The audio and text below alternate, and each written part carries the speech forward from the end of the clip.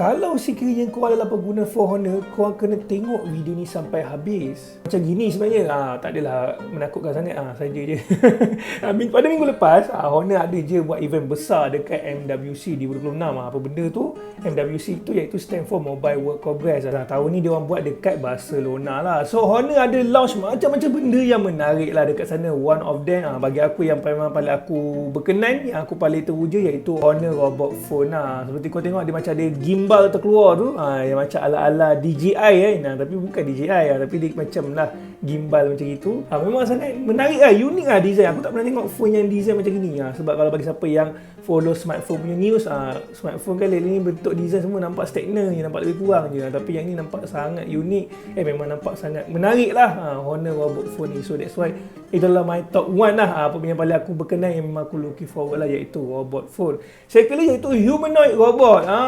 Lain macam Honor buat humanoid robot. Seperti kau tengok, memang nampak impressive lah apa yang dia dapat buat so far. Siap boleh buat backflip, siap boleh menari, siap boleh buat bentuk love, boleh buat macam-macam interaction lah bersama dengan human lah, humanoid, interaksi dengan human. Menarik lah yang apa Honor dapat offer dari segi AI dan juga robot tu itself lah. And another teknologi yang aku impress juga iaitu Honor Magic V6.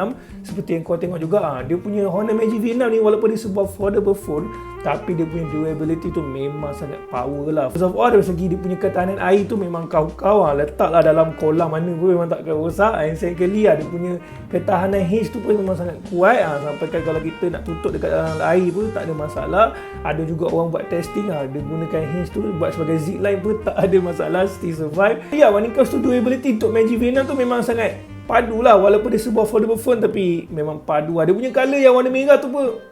And lastly, benda yang memang aku impress adalah dia punya connectivity yang ada pada app baru dia, iaitu Honor Connect. Ada satu teknologi baru yang Honor cipta untuk kita senang lah transfer file kalau kita guna device lain. For example lah, aku punya workstation menggunakan MacBook, and phone yang aku guna untuk rakam adalah phone Honor lah. So aku dah rakam semua, and then aku nak transfer file macam mana? Sebab kita faham kan, originally ekosistem ni ada lot behind the OS tu itself. So dengan menggunakan Honor Connect ni, masalah tu dapat diselesaikan. So macam tu lah basically nak bagi faham in summary.